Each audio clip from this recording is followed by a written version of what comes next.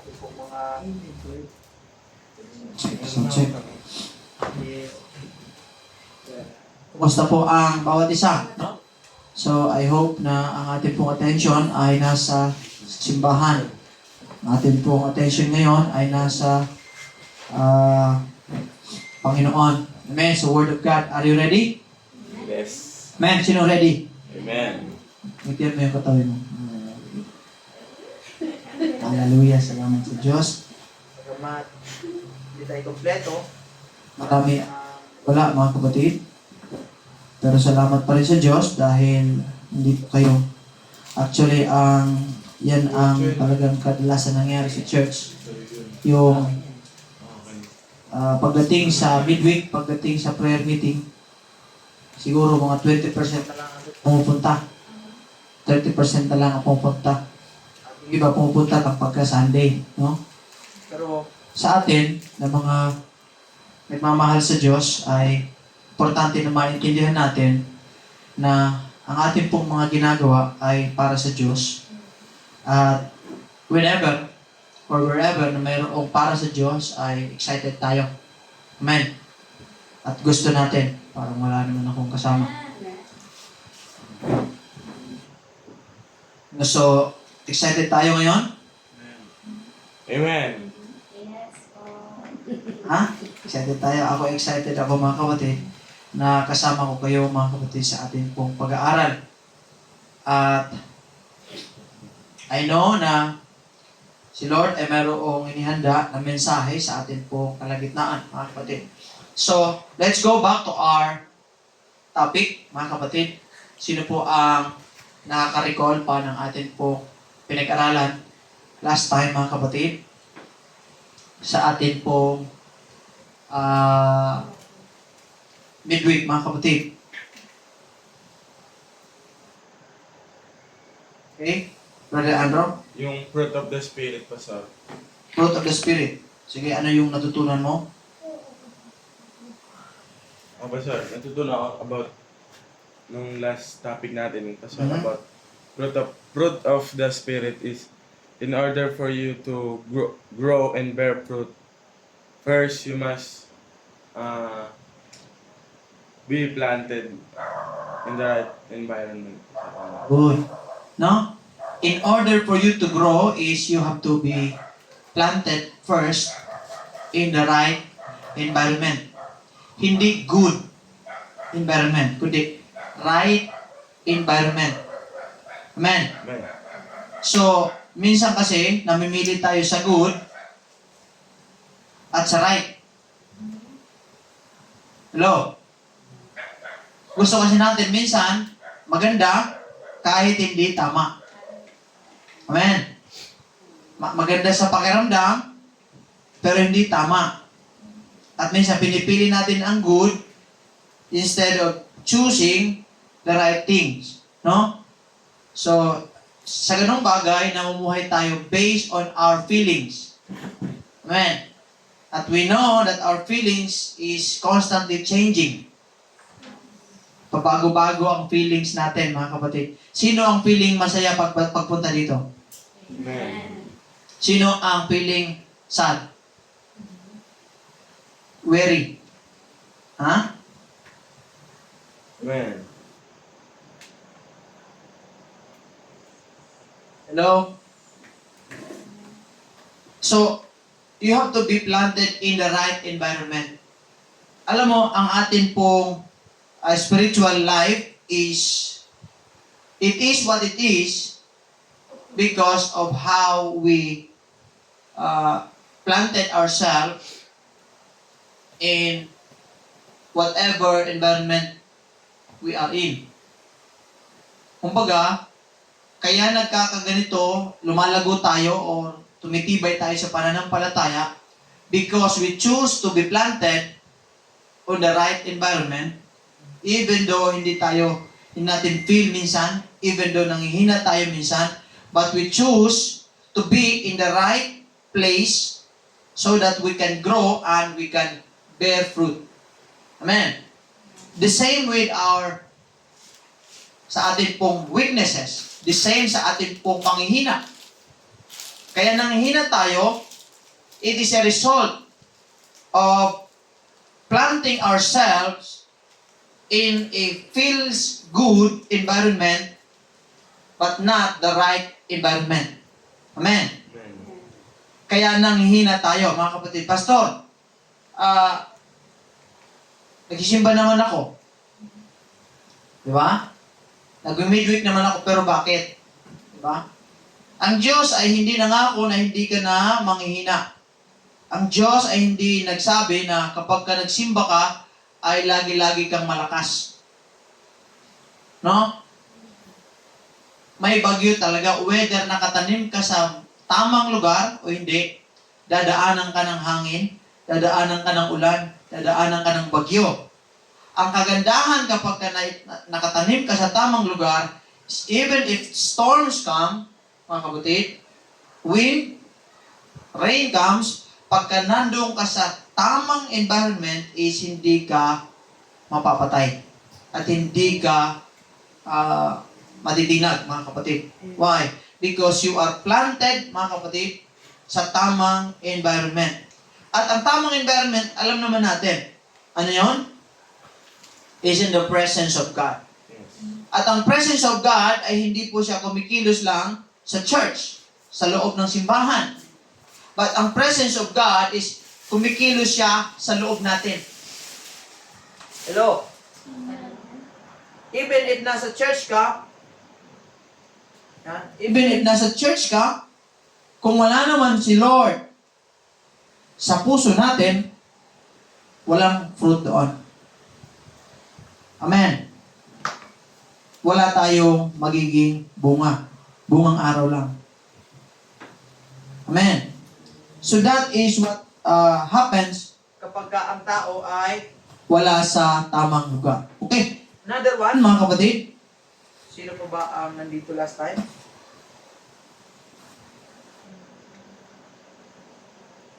Brother Joey, go ahead. go ahead.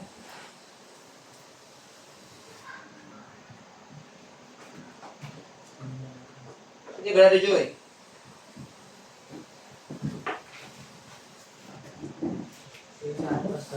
Yung ganito na yung sabi ng pastor na makikilala mo ang tunay na alagan ni Lord. Depende sa bunga niya. Yung hindi kasi makikita sa bunga niya kung gaano siya kalapit kay Lord. Okay, so makikilala mo ang kanyang alagaan. Base sa kanyang bunga. Okay? Ang Christian, Ay, kapag nakakita kayo ng mga Christian sa labas, di ba? Iba ang kanilang style, iba ang kanilang lifestyle, iba ang kanilang buhay. Right? Different tayo sa unbeliever. Okay? Different tayo sa ibang tao. Why? Because ang ating pong buhay, ayon mga kapatid sa kalooban ng Panginoon, mga kapatid. Hindi tayo nagpi-please ng kahit sino. Number one, ang piplease natin mga kapatid, ang ating pong Panginoong Amen. Jesucristo. So yan po, nakikilala ang mga Kristiyano. Even if, magsabi ka pang ikaw ay Christian, even if sabihin mo, nakakita ako doon sa post ngayon, sino dito yung nakasubaybay doon sa issue ni EC? Nakasubaybay kayo, Sister Kristen? Yung transblender na ano? Tapos, nag-react yung kanyang tatay na sabi ng Biblia, kinokondemn ng Biblia ang homosexuality. Diba? Ngayon, may mga nagko-comment doon na ang Diyos ay hindi nagja-judge ng mahal daw ng Diyos ang tao. Di ba? Kaya hindi siya nag-judge. So therefore, huwag tayo mag-judge. Di ba? Wala naman sinabi na huwag kang mag-judge doon eh. Yun lang yung mismo. Don't judge and you will not be judged. Hindi na alam ang ibig sabihin nun, mga kapatid. So nasabi ng Biblia, judge righteously. And ang mundo ngayon, nakita ko yung post ng isang anak siya ng pastor at sabi niya, anak ako ng pastor at ang lolo ko ay pastor, pamilya namin pastor, I am a born again Christian and yet I am a Gay man. ako ay gay, ako ay Huwag wag nating gamitin ang ating faith para i-condemn ang ibang tao. Sabi niya, ang Diyos, tinatanggap tayo kung sino tayo. Kahit gay ako, tinatanggap ako ng Panginoon. Sabi ko naman doon, totoo naman, na tayong tao, tanggap tayo ng Diyos. Kaya lang yung practices nyo, yung pinapractice nyo, yung ginagawa nyo. Ang question, tanggap ba ng Diyos yan? Yan ang kinokondem. Hindi naman tao ang kinokondem, yung gawa ng tao. At take note, hindi lang kayo sa grupo nyo. Lahat, mapalalaki, mapababae, mayroong batas para sa lahat. Ang kinokondem is hindi yung tao mismo. Mahal tayo ng Diyos. Pero yung gawa natin, mga kapatid, yun yung kinokondem ng banal na kasulatan. At we are not afraid to tell them, mga kapatid, that it is the truth. It is the Word of God, mga kapatid. So, yan yung sinasabi natin. Makikilala mo. Kaya, pag hindi porket nagsabi ka, anak ka ng pastor, kapatid mo pastor, tatay mo pastor, o lolo mo pastor, hindi ibig sabihin nun ay true Christian ka na. Diba? Because becoming a Christian or being a Christian is a continuous obedience to God.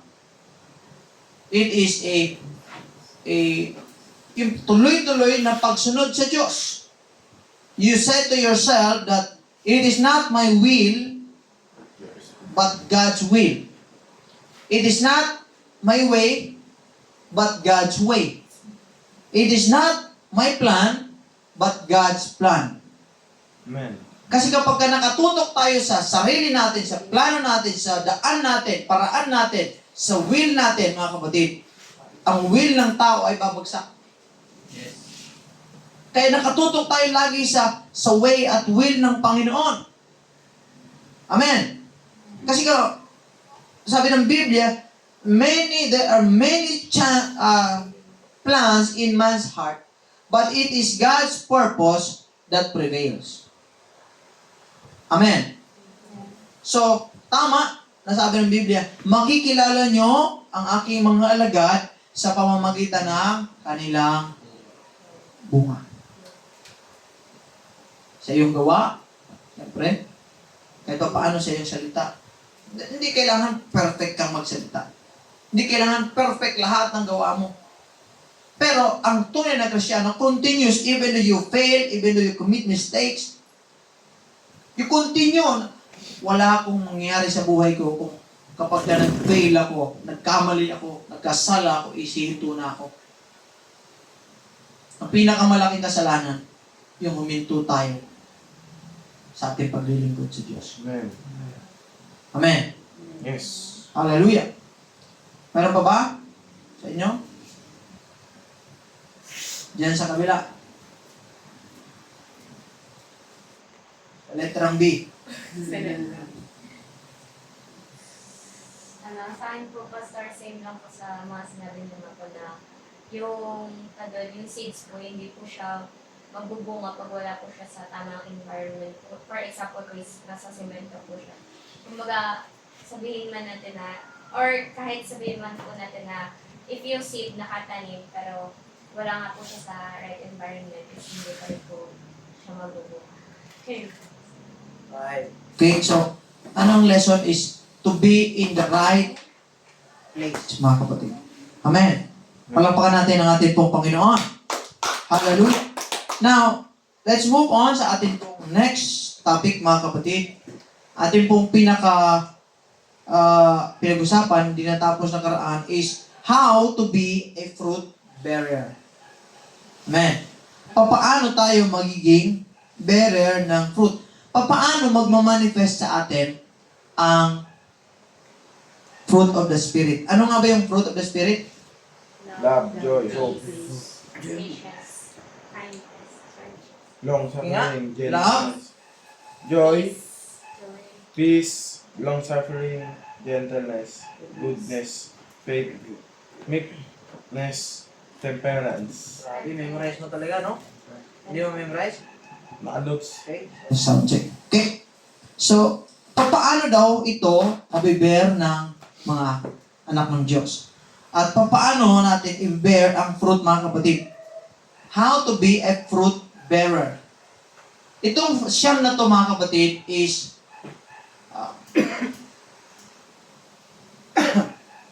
lahat ng karakter na ito, characteristics na ito, ay pinag-aaralan ng tao.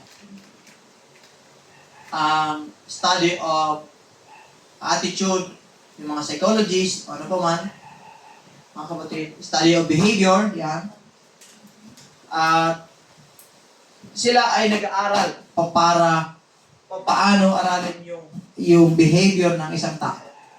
Psychiatrist, paano yung sa mental, ano nila, mga kapatid. No? Pero, di nila alam na ang salita ng Diyos ay, ito po ay pinagmulan ng lahat ng karakter na to, mga kapatid. Itong siyam na fruits na ito, mga kapatid.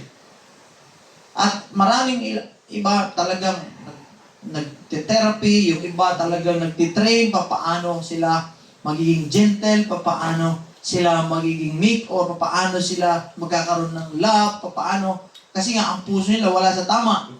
So, hindi nila, tapos nagbabayad sila, paano kontrolin yung sarili nila, paano, diba? Paano tumawa, diba? Kaya yun, iba, gusto nila magkaroon ng joy. Diba? Ano sasabi, ang gagawin nila? Siyempre, tara, tagay na yan. Disco. Tara, punta tayo sa ganito para sumaya naman tayo. Diba? And then pag uwi, anong mangyari? Lasing, pagod, napaaway, masakit ulo, may hangover, di nakapasok, wala ng pera. Diba? Yan po ang mundo. May problema, sabi, tara, magsaya tayo. Tara, para makalimutan natin yung problema natin. Pagkatapos, nadagdagan pa ang problema. Kasi kagabi, hindi niya alam yung ginagawa niya. Nanilit. Ananghipo. May mga ganun pa naman sa pagka nalasing na. Diba? Nakasuhan tuloy. Nagka-problema pa. Nag-resend pa naman ng wallet. Diba?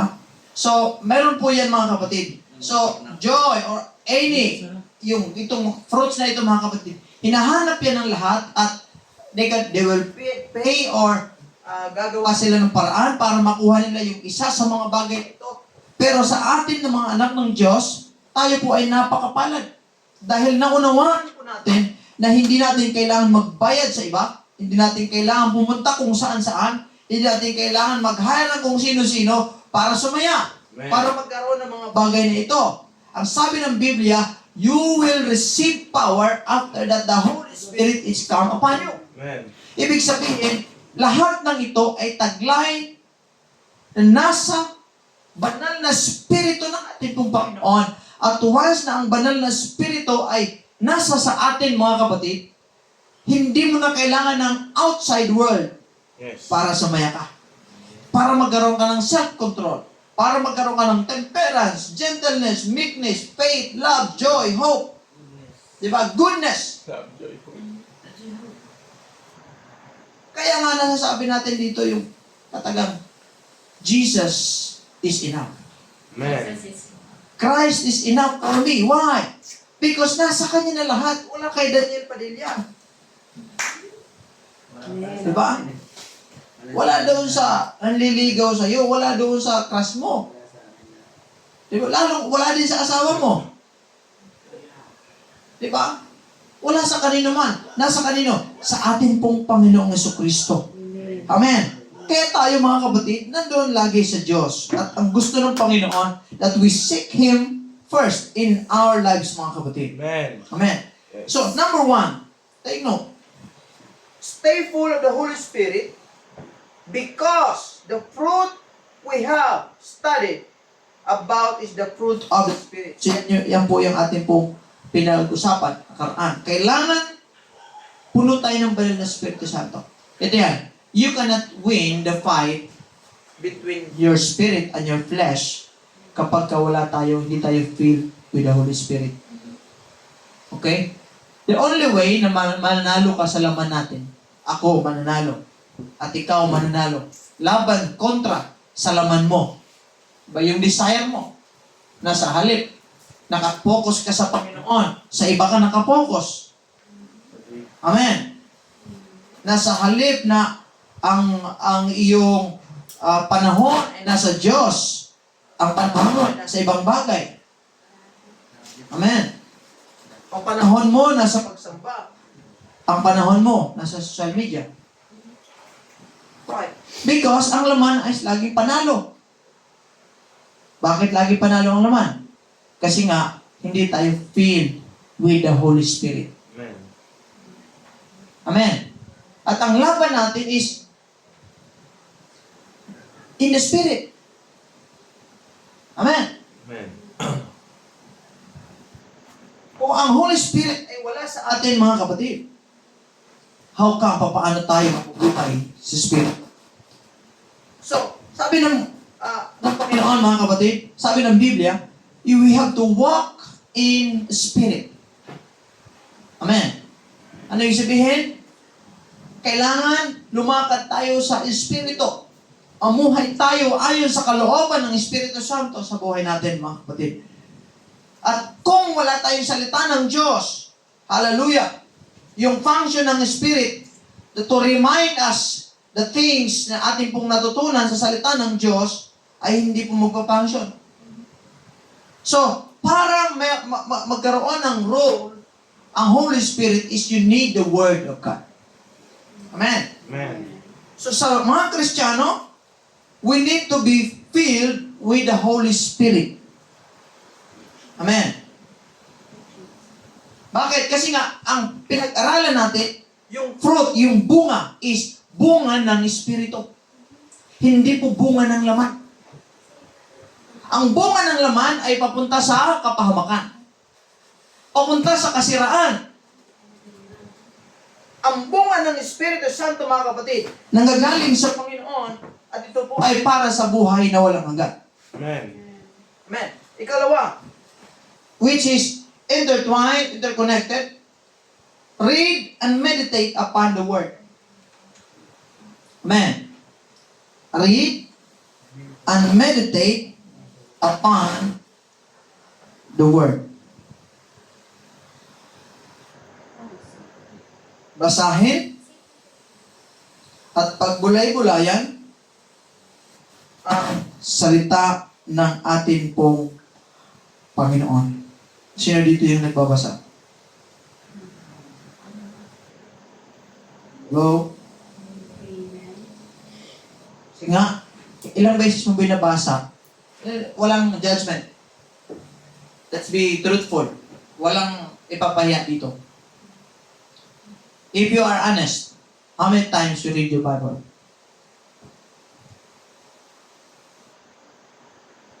Unahan ko na. Ako, everyday. Hindi, kailangan parang lahat. Buong ano.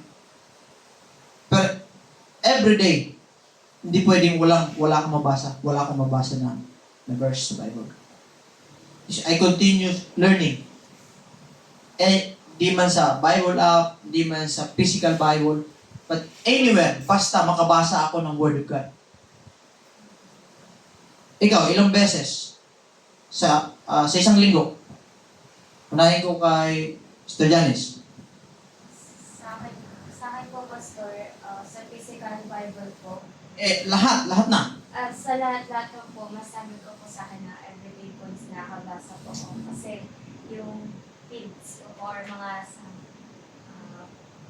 mga ini-scroll ko po, Pastor, more likely po kasi na hina-heart ko po yung mga Yung mga pinafollow mo. Okay, good. Sa social media. So, every time po na mag-scroll po ako doon, more likely po makakakita po ako ng mga word. Okay, good. Yung intentional, siguro, iba yun. Yung intentional na, this day, magbabasa ko. Ano po, Pastor? Mga 3 times a 3 week times? po. Yung Good. parang magsa-search po ako sa YouTube about sa itong topic na ito sa word. Okay? Yung talagang babasahin mo ito, babasa ako. Si Sister Lea naman. Sister Lea. Just give me a number. Ano lang, Pastor? Hindi Per week, per week. Hindi lang ito. Pero sa Pero Facebook, ilang beses? pero sa Facebook, yung mga nababasa ko, yung mga ano. Yung intentional talaga, yung intentional. Yung, alam mo, search mo ganitong verse. Search mo ganitong... Lakta-lakta lang, Pastor eh. Basta kung ano yung mababasa, yun lang, Pastor. Okay, good. Sister Cecil. Sa akin, Pastor, lagi-lagi. Kasi, Ay, nag-journal ka pala. Ako nakikita ko nag-journal sa lagi. Okay. Si Chris. Sometimes, alin na ako, Pastor. Pantay na. Sometimes, a week na lang tama. Pantay. Pero yung ano, yung talagang intentional, pantay.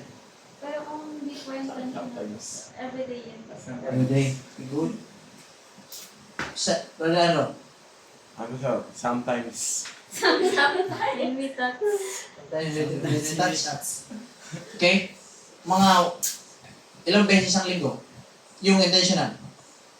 2 or what? 1 or 2 pa to. Okay, good. Si Brother Joey. Ano, Pastor? Regular yan? Regular ha? Intentional. Just be honest before the Lord. Intentional, Pastor. Pastor. 0 or 1? Hindi, Pastor. Ano? Minsan, Pastor. Sa isang dalawa ka. Minsan. Tanda niyo pang sinasabi, magbigay lang ng number. Dalawa. Okay, good. So, ito yan, mga kapatid. At least nakita natin saang areas tayo. Diba?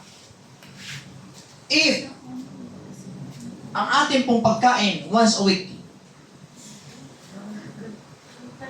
manghina talaga tayo. Diba? Pastor, masarap kasi maglingkod kung malakas ka. Masarap kasi magbasa kung malakas ka. Totoo yan. Kaya lang, hindi dyan ang basihan, mga kapatid. Paano ka lalakas? Paano tayo maging healthy? Amen. Become a good fruit bearer, mga kapatid, kung wala tayong pagkain, which is the Word of God. Amen. Amen. Lahat tayo, subject dyan, mga kapatid.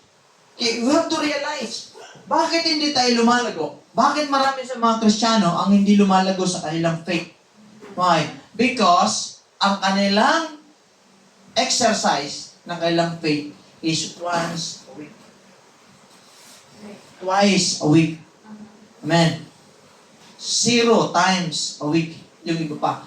Ibig sabihin, lahat, majority ng Christianity. Why? Because naging common na lang sa lahat na pag Christian ka, araw ng Sunday, doon ka importante. Pero hindi nila alam na ang tunay na buhay ng isang Kristiyano is yung araw-araw nating paglakad sa Panginoon. Amen. Amen. Yes. Subukan mo, araw-araw ka magbasa ng Bible. Hello? Sige nga. Subukan natin, araw-araw tayo nagbabasa ng Bible. Tingnan natin kung tatamarin ka. Tingnan natin kung panghinaan ka ng loob. Why? Because nandoon ang secret Ng ating kalakasan. The Bible says, thou shalt meditate therein day and night. Ano ba sunod? Para magkagayon, magtatamo ka ng mabuting kawakasan. Pagiginawain nito ang iyong lakad. So, nakakuble ang success sa Word of God, mga kapatid. Amen. Amen. Amen. So, we have to read and meditate upon the Word of God, mga kapatid. Sabi ng Psalms chapter 1, verse 2, verse 3. Yan, isa sa bagong life verse yan. And His delight is in the law of the Lord, and His law that He meditate day and night. Ito yun. Sa chapter 2, chapter 1, verse 2, sabi niya, and he shall be like a tree planted by the rivers of water. Sabi niya, magiging kagaya. Gaya siya ng puno. Pakibasa nga sa Tagalog. Meron kayong ano? Sa Bible? Psalms chapter 1, verse 1, 2 to 3. Psalm. Okay? Chapter 1, Pastor. Yes, Psalms 1. 2 to 3. Mapalad ang tao na hindi lumalakad. Okay? Sige nga. Ano po? Psalms chapter 1, Verse 1 to 3. verse 1. Mapalad ang tao na hindi lumalakad sa payo ng masama, ni tumayo man sa daan ng mga makasalanan, ni umupo man sa upuan ng mga manglilibak. Verse 2. Kundi ang kaniyang kasiyahan ay nasa kautosan ng Panginoon. At sa kautosan niya, Nagbubulay. nagbubulay-bulay siya araw at gabi. 3. At siya'y magiging parang punong kahoy na itinanim sa siping ng mga agos ng tubig, na nagbubunga sa kanyang kapanahunan. Ang kanyang dahon na may Hindi malalanta. hindi malalanta at anumang kanyang gawin ay giginhawa. Oo, di ba? Grabe. Palapakan natin ang ating pong Panginoon, mga kapatid. Hallelujah, hallelujah. Isa sa pinaka... Ano ng Panginoon? Sabi niya, Okay, let's...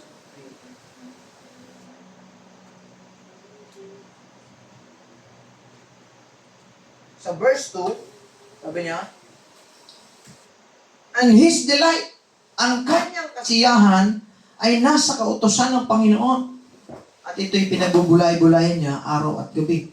At magiging kagaya siya ng isang puno na itanim, hallelujah, sa tabi ng agos ng tubig na magbubunga sa kanyang kapanahunan. At ang kanyang mga dahon ay hindi malalanta. At anuman ang kanyang gawin ay giginhawa. Grabe. So, ang prerequisite ng kaginawaan sa ating gagawin ay kung ang ating pong kasiyahan ay nasa salita at kautosan ng Diyos. Tandaan niyo yan, na kung ang iyong kasiyahan ay nasa labas, ibig sabihin, ang puso mo ay wala sa Panginoon. Kung ang kagalakan mo ay nasa ibang bagay kaysa sa Panginoon, and you love anything more than you love God, that's the opposite of the Word of God, mga kapatid. And whatsoever He do shall prosper. Pero bago yan, ang sabi niya, kung ang kanyang kasiyahan ay nasa kautusan ng Panginoon. That's why, hindi pwedeng ang kasiyahan mo, Sister Cristel, ay sa mga bagay. O ang kasiyahan mo ay manggagaling sa tao. O ang kasiyahan mo ay manggagaling sa accomplishment mo. O ang kasiyahan mo ay manggagaling sa alinman, saan man, kanino man. Bakit? Kasi nga, sabi ng Biblia, ang kasiyahan mo na nanggagaling sa kautosan ng Panginoon, whatsoever you do will prosper. Amen. Amen. Gusto mo maging strong na kagaya ng puno na naitanim sa tabi ng ilog, mga kapatid. Gusto mo magbunga sa iyong tamang kapanahunan, mga kapatid. At hindi ka malanta. Sabi ng Biblia, ang iyong kasiyahan ay nasa kautusan ng Panginoon. Pagdating sa Panginoon, dapat kahit nahihirapan ka, kahit pagod ka, kahit puyat ka, mga kapatid, nandoon yung kasiyahan, mga kapatid. Nagpapasalamat ka na nandoon ka pa rin sa presensya ng Panginoon. Amen? Naalala ko tuloy yung mga Chinese people, nung binigyan sila ng Biblia, grabe yung kanilang iyak. Nakita niyo yun? Why? Grabe yung kanilang kasiyahan. Alam mo, pagpasok mo pa lang sa simbahan, kung talagang sa Panginoon ka, pagpasok mo yung sabi, Lord, salamat. Nagkaroon ako ng chance na makapasok ulit sa simbahan. Nagkaroon ako ng chance na muli makarinig na yung salita. Nagkaroon ako ng chance na muli makaharap sa iyo, Panginoon. Thank you for this opportunity. Kasi yung chance mo na yan, yung panahon mo na yan, yung lugar mo na yan, somebody else is praying for that. Amen. Akala mo ba walang nagpipray ngayon? ay umiyak ngayon na talagang nagmamakaawa, bigyan ng Panginoon ng chance na mabuhay. Bigyan ng Lord ng chance na makapunta pa sa church. Tapos tayo, tinitake for granted lang natin yung panahon natin. Tapos tayo, habang may chance pa tayo, andun sa ibang bagay, mga kapatid. Amen. Yung ating puso nasa mga problema, yung ating puso nasa ibang bagay kaysa sa Panginoon.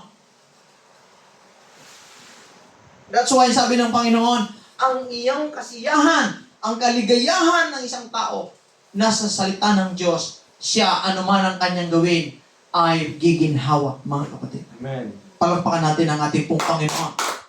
Hallelujah! Hallelujah! Ikatlo, put your trust in the Lord. Put your trust in the Lord. Ilagak mo ang iyong pagtitiwala sa Panginoon. Sabi ng Jeremiah, mga kapatid, blessed is the man that trusted in the Lord, and whose hope is the Lord. Jeremiah chapter 70. Sabi ni Prophet Jeremiah, mapalad ang tao na tumitiwala sa Panginoon at ang pag-asay sa Panginoon. Ang pag-asa mo hindi yung galing mong dumiskarte. Ang pag-asa mo hindi yung talino mo.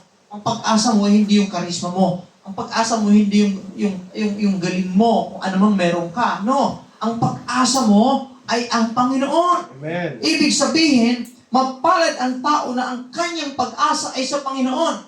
Na kung wala ang Panginoon, nangangahulugan na wala siyang kapag-asa. Madalas sa atin kasi yung pag-asa natin, nilalagay natin sa diskarte natin. Kaya pagka bumagsak yung diskarte natin, wala tayong pag-asa. Di ba? Bakit nilalagay mo ang... Magbigay nga kayo ng reason, bakit nilalagay mo ang tiwala mo sa Diyos? Unahin ko si Kristen. Bakit sa Diyos mo dapat ilagak ang iyong tiwala? Saan ko, Pastor, akala dapat po natin ilagay kay Lord yung tiwala natin kasi hindi po all the time, Pastor. Malakas po tayo soldier, Pastor. Kasi nga, tao lang po tayo, limited po tayo sa lahat natin. And then Jesus po na, kanya po nagpasan lahat. And nagawa niya lang po yung Pastor. So, dapat po, magtiwala tayo sa Lord. Kapakan natin ang Panginoon. Good. Because God is sovereign and nothing He can't do. There is nothing He can't do. All things are possible with Him. Amen. Nothing is impossible with the Lord. Amen. That's why, ang pag-asa natin sa Diyos. Hindi sa anuman, hindi sa kanino man, sa alinman, sa grado, hindi sa diskarte mo, hindi sa trabaho mo, no? Magkakaroon ako ng pag-asa, Pastor, kapag okay na yung trabaho ko. Magkakaroon lang ako ng kasiyahan, Pastor, kapag may pera na ako. No. Kaya ang buhay ganun. Kapag wala ng pera, wala. Masalimot ng buhay. Kasi nga, ang kanyang puso, ang kanyang kasiyahan ay ang pera. Amen. Ang kanyang pag-asa ay ang pera.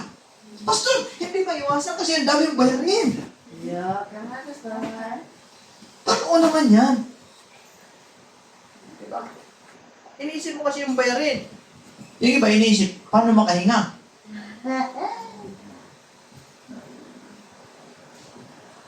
Sa sobrang kakaisip ng kanilang pangangailangan, nakalimutan nilang maging thankful sa kanilang hininga, sa kanilang lakas na binigay ng Diyos. You see?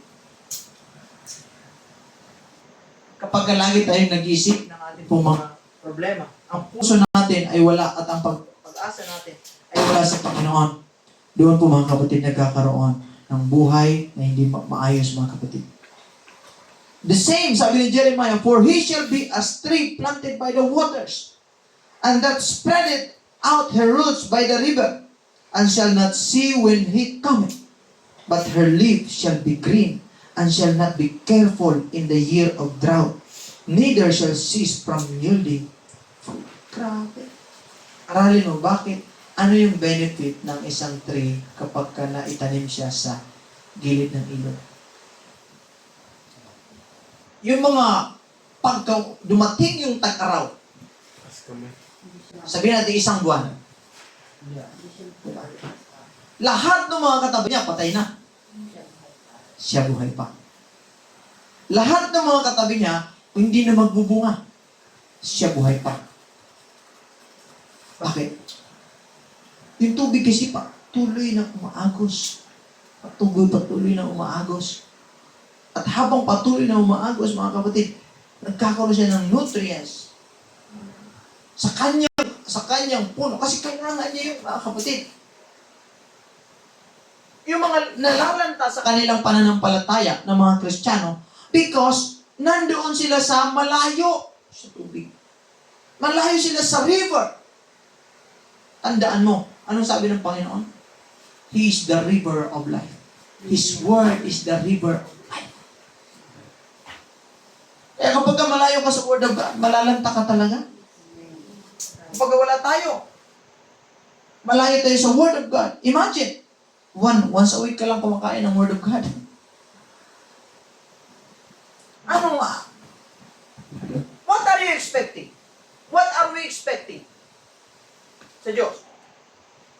Sino nag-expect na siya lalago kung isa lang beses lang siya ang nagbabasa ng salita ng Diyos? O paano ka mag-grow sa iyong tiwala sa Panginoon kung wala ang salita ng Diyos eh? Ang nag-guide ng principle mo, iba. Ang nag-guide ng mga decision making mo, iba. Ang nag-guide ng kung ano-ano sa iyo, iba. Maaring Wattpad, maaring vlogs, maaring ano pa, maaring news, maaring movie, maaring ano pa, ibang bagay, mga kapatid. Ang nag-guide ng araw mo palagi, yung mga bagay na hindi dapat, hindi nakakatulong para sa kaluluwa. You keep feeding your soul, your spirit with garbage. That's why ang bunga is garbage. At magsabi tayo, ay, hindi ako, wala talaga. Best, hirap. You see, first you have to be in the presence of God.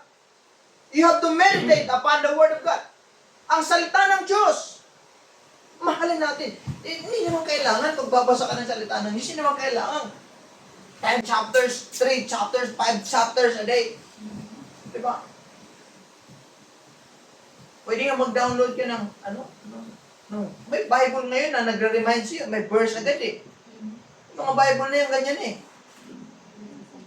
Nagbabasa pa sa audio. Siya mismo, pagka may Word of God, ang pakalma.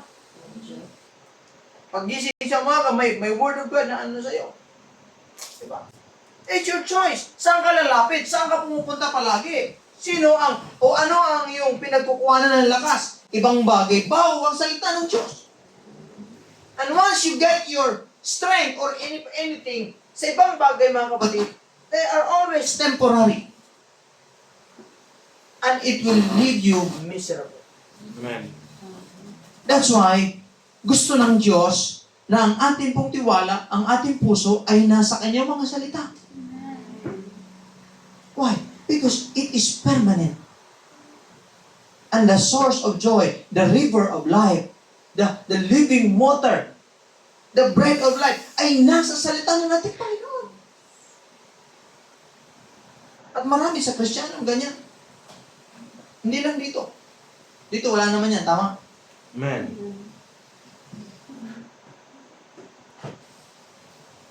Marami sa Kristiyano, ganyan. That's why, lagi nag-wonder, bakit ganun? Tagal ko na sa church, ang tagal na akong Kristiyano, bakit ganito palagi? Hello, minsan ka lang kumain. Ang iyong kasiyahan ay wala sa kalooban ng Diyos. Ika-apat, let the Lord work on you. Hayaan Mo ang Diyos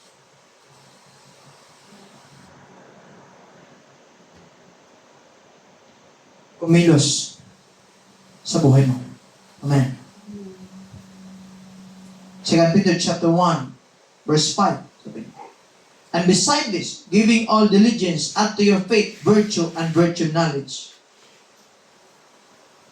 unto knowledge, temperance, unto temperance, patience, unto patience, godliness.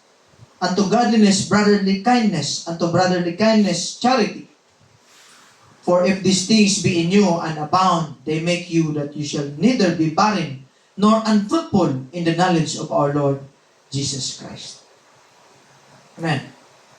Kailangan, once na we receive the Holy Spirit of God, we let God work in us. We let God work through us. Your life is never designed just for you alone. The purpose of your life is to glorify God, to honor God, to love Him, and to love the people. Hello? Amen. Kaya ka binago ni Lord, hindi para lang sa'yo. Kaya ako binago ni Lord, tinawag ni Lord, hindi para lang sa akin. That's why I need to be intentional with my life. Hindi ako tumatakbo ng walang patutunguhan. Hindi ako gumagalaw ng walang dahilan.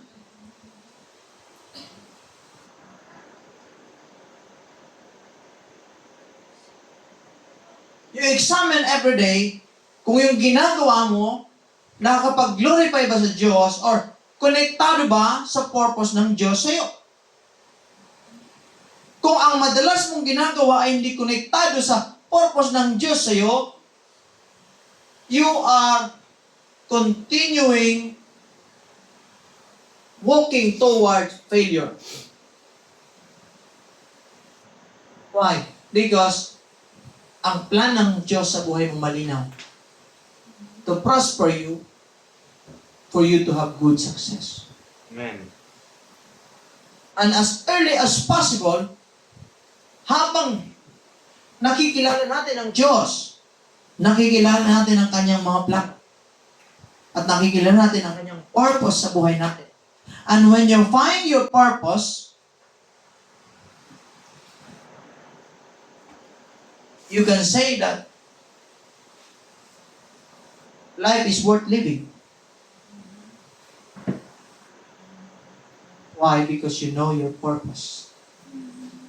Pero kung hindi mo alam ang purpose mo, kahit saan-saan ka, tulala. Diba? Kung ano-ano lang pinagkagagawa, walang direksyon.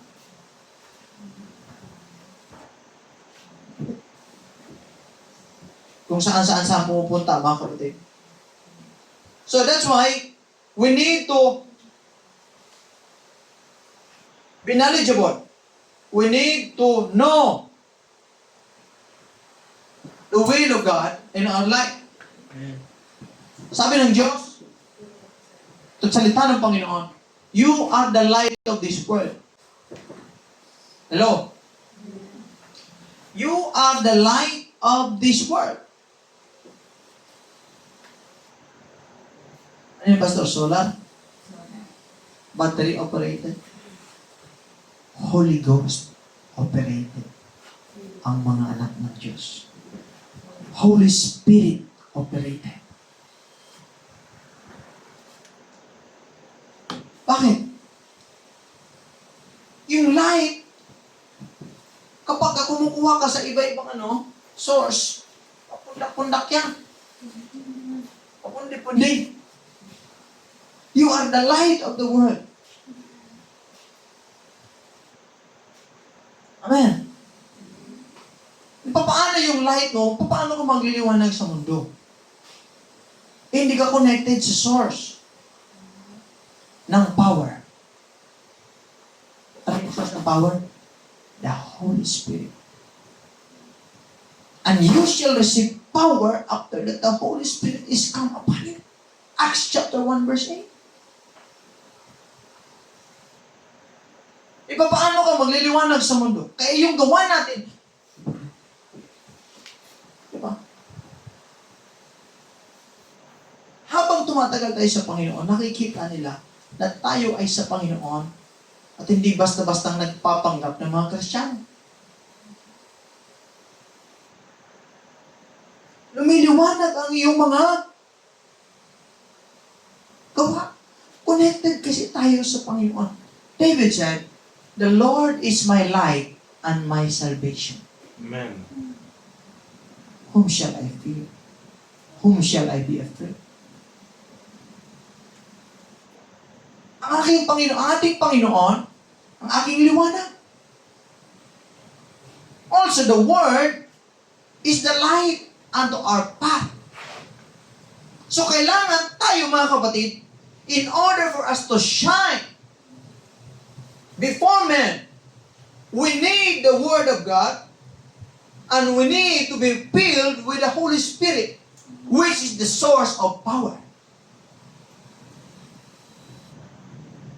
Kailangan feel tayo. Sino dito ang nag-desire pa rin ng Holy Spirit ng Panginoon? Ha? Kailangan nag-desire tayo. Every Sunday. Huwag kang pupunta sa Sunday na wala kang desire sa Panginoon. To give honor, to give everything to Him, and to desire the Holy Spirit of God. Kasi nga, battle natin from Monday to Saturday, battle yan. Even Sunday. Diba paano? Wala mang kahihin na, diba?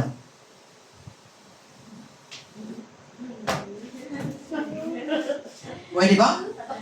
Pwede, pero depende.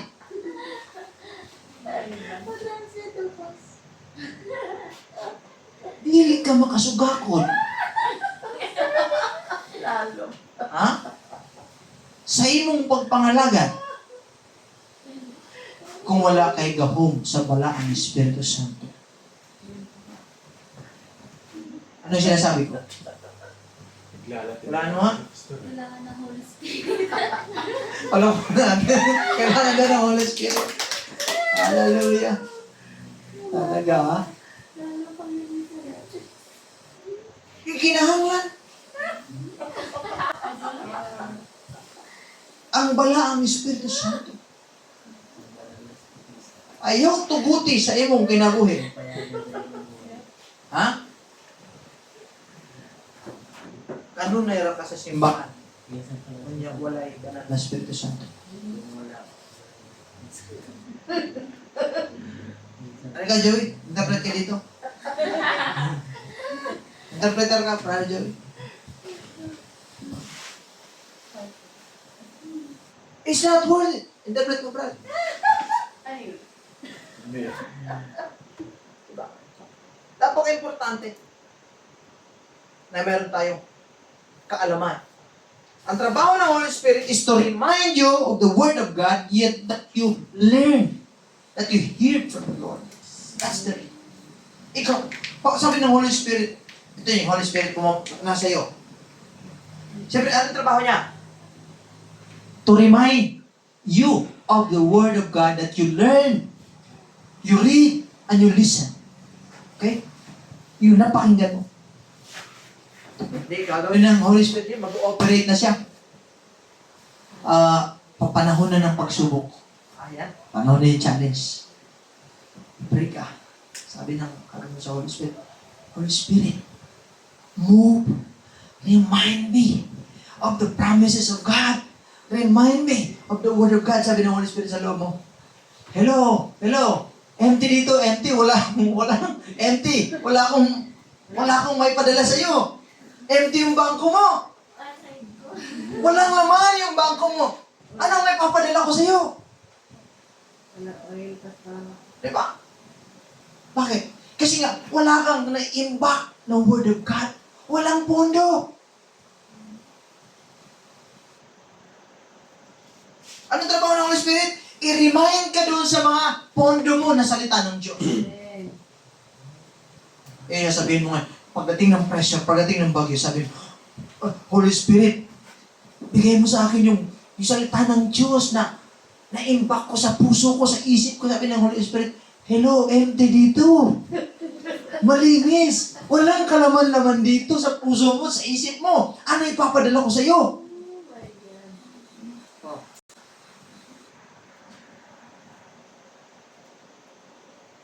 Naintindihan niyo? Amen. So, simula ngayon, don't call yourself Christian na hindi mo mahal ang salita ng Diyos. Hello? Ulitin ko ha? Don't call yourself Christian na hindi ka nagmamahal sa salita ng Diyos. Lahat na nagmamahal sa salita ng Diyos, pumalakpak sa Panginoon. Amen. Malinaw na tayo nagmamahal sa salita ng Diyos. That's why we have to spend time on the Word of God. One verse, 2 verses, 3 verses. After nun, okay na. Pray. Sabi ng Holy Spirit, mayroon ka ng 3 verses. Pagdating ng pressure, sabi mo, ibigay mo nga yung ano ko, naipon ko, nakaraan. Sabi mo, ay, ito yun. Sinend sa'yo. Psalms chapter 23. Natatakot ka kasi may wakwak. Wait lang, may notes yun. Psalms chapter 3. Sabi ng Holy Spirit, remember Psalms 23, the Lord is my shepherd, I shall not want. Wait lang, Psalms 23:1. So ngayon, may kapanatagal ka na. The Lord is my shepherd, I shall not want. Tapos gumaganong ano pa. Hindi ako natatakot sa'yo. Hindi ako natatakot. That's the power of the Holy Spirit. And how to become a fruit bearers. Amen. Ito. Kapag ka fruit bearer ka, na-attract ang mga tao. Amen. Hindi ka katitisuran. Amen. Wherever you go, lumiliwanag ka. Amen. Why? Because may Spirit inside of you. The Holy Spirit, the anointing of the Holy Spirit makes difference in our life. Kasi kung wala yan, wala tayong pinagkaiba sa unbeliever. Bakit tayo iba? Because we have the Holy Spirit. Amen. At nagsisik tayo sa Panginoon. At doon ang Diyos kumikilos. At doon ang Panginoon nananahan sa mga nagsisik sa mukha ng ating pong Panginoon Jesucristo. Amen. So to become fruit bearers, mga kapatid, is, anong gagawin? We need to be filled with the Holy Spirit. Pangalawa, read and meditate the Word of God. Pangatlo, trust in the Lord. Pang-apat, hayaan mo ang Diyos na kumilos sa buhay mo. Amen. Huwag mong ilagay puro sa sarili mo yung trust mo. Amen. Ilagay mo sa atin pong Panginoon. Palagpak sa Diyos. So next time, mga kapatid, salamat sa Diyos. Hallelujah. Sa gabi ito, mga kapatid, I hope na meron tayong natutunan sa atin pong pag-aaral. And next time, we will tackle the love of God. Yan. Mag-aral kayo. What is love? What? What is love? So, love is blind. Wow. Amen. So, pag-aralan po natin ito next time. The love of God. Magandang aralin ito. Kasi ang pag-ibig ang pag-uusapan natin. Amen. At sa lahat ng mga nagmamahal, hallelujah. Nakaraan ng Valentine's. Diba? Nakita mo yung iba, may bulak eh. Bulak-bulak eh. Kala. Ewan ko, kanina yun. Kala ko bulak. Bulas tayo na Diba? silong. May mga bulak-bulak pa. Pero ang pinaka-the best na pag-ibig, pinaka-the best na pag-ibig, yung pag-ibig ng Diyos. Amen. Amen. So, we will study this next time, mga kapatid. The Christ love every one of us, mga kapatid. The love of God. And how do you define the love of God? Amen. So, yan ang kasi ang pinagsimulan ng lahat. Bakit tayo nandito ngayon? Because of the love of God. Amen. Bakit nandito ka? Sana, hindi ka nandito dahil ng kaugalian. Na maibalik sa isip mo na nandito ka dahil unang minahal ka ng Diyos at nandito ka dahil mahal mo ang Panginoon. Amen. Amen. So yan po, next time, let us study to love God. Palakpak minsan pa sa Panginoon, purihin ng Diyos, mga kapatid. At ang atin po, this representation is open for a question. Dito po tayo sa ating Q&A, no? Portion. Kung sa mga magtatanong, lumapit po kayo sa gitna. At sabihin nyo ang inyong lugar at anong relihiyon nyo, mga kapatid. Hallelujah. Okay? Dun, dun, dun, dun, dun, dun. Okay? Sabi mo, ako po si tapos galing sa isang atheist. Sino yung, may question? Mr. Janice, question. Pastor, na-question lang po kasi about po sa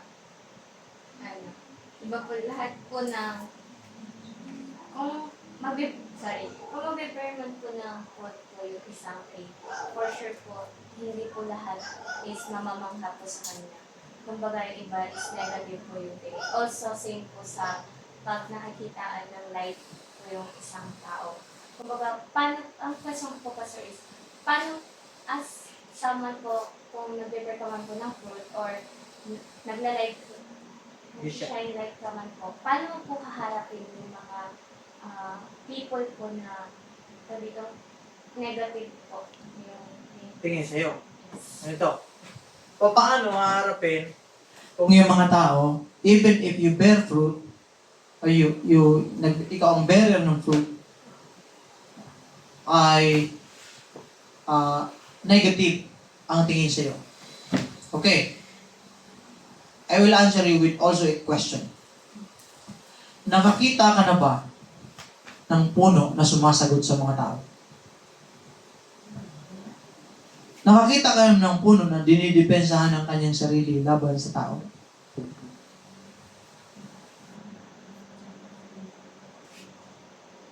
Sino nakakita dito na nung binato yung puno, lumaban ang puno.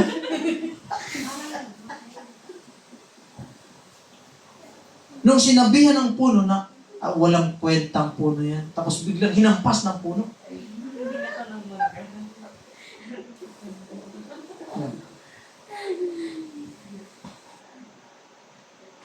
Anong ibig sabihin? Magbunga ka o hindi, May masasabi. mayroon sasabihin ng tao. Mayroong negative na darating sa iyo. Kaya lang kung ikaw ay nakabit sa tamang puno, hindi sila ang iniisip. Hindi sila ang iniisip. Ano man yung negative na sasabihin sa iyo, hindi yan ang after mo. Ang focus natin is to bear fruit, not to listen to what they are saying. Ang focus natin, kasi nga, yan, may isang kwento, kung siguro na ano nyo na yan, yung kwento na to. May isang mag-asawa na talagang, may alaga silang kabayo ba? Tapos, siyempre, alagang-alaga nila yung kabayo, lalakad sila, tapos ang ginagawa nila is, hinihila nila yung kabayo. Di ba?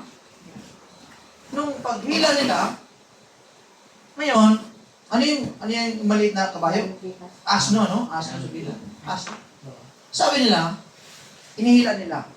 Pagdaan niya sa isang kanto, sabi nung dinaanan niya, sabi niya, ano silbi ng asno na yan? Hindi ba pala masakyan? Diba? Sana sinakyan nyo na lang, kasi nga, yan naman ang purpose eh. Siyempre, nakinig yung mag-asawa. Sabi na, oo nga na. Sabi nung lalaki, honey, ikaw lang sumakay. Pinasakay niya. Hila-hila niya yung donkey, sakay yung asawa niya. Pag di sa kabilang kanto, sabi naman ng mga tao, yung asawa yung sumakay, sigurado under yan. Under the saya yan. E pinakinggan niya, nila dalawa. Sabi niya, honey, huwag ka lang, bumaba ka lang muna, ako lang sasakay. Kasi sinasabihan akong under ako eh. Pagdating sa kabilang kanto, sabi niya, walang puso yung lalaking yan. Kalalaking tao yung asawa niya pinaglakad. Tapos siya ang sumakay. Napakawalang kwentang tao. Oh, di ba? Siyempre, wala na silang lusot eh. Naisip lang dalawa. Sabi niya, honey, hawakan mo yung paa, ako sa kabila, ako sa kabila. Pasanin natin yung donkey. Pinasanin na yung donkey, mga kapatid. Pagdating sa kabilang kan, sabi niya, tingnan mo mga siraulo yan. Pinasanin yung donkey. Kuya, ano ba? Lahat, kahit anong gawin mo, masabi ng tao. Bilang mga Christian, yes, nag-iingat tayo sa ating mga galaw. Sinusundan natin ang Panginoon. Pero hindi natin after kung ano yung sasabihin. We are not here just to please people. We don't care as long as we do the right thing. Amen. We do the will of the Lord. Sa buhay natin na ito, maraming masasaktan. Marami talaga tayong ma-offend.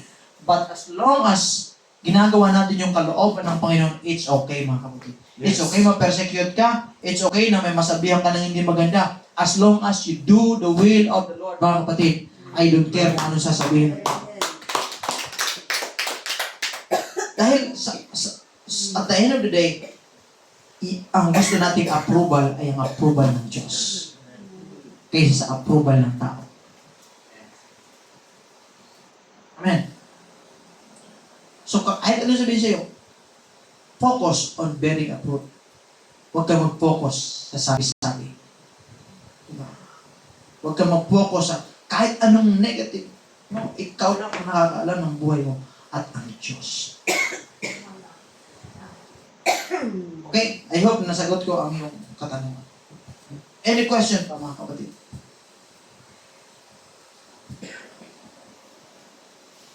Anything? Sa likod. Si Chris, meron yata yan. May question ka ba, Sister Christine?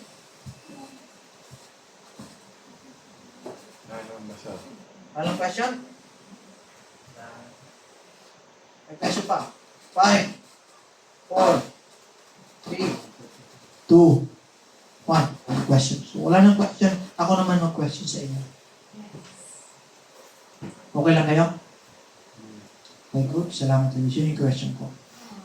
Salamat sa Panginoon. Tumayo tayong lahat, mga kapatid. Wala nang question. Wala nang sagot. I hope na meron tayong natutunan. Amen? So, let's be a bearer. Eunice, patayin ko na to. Amen. Patayin ko na. Let's be a fruit bearer. Dahil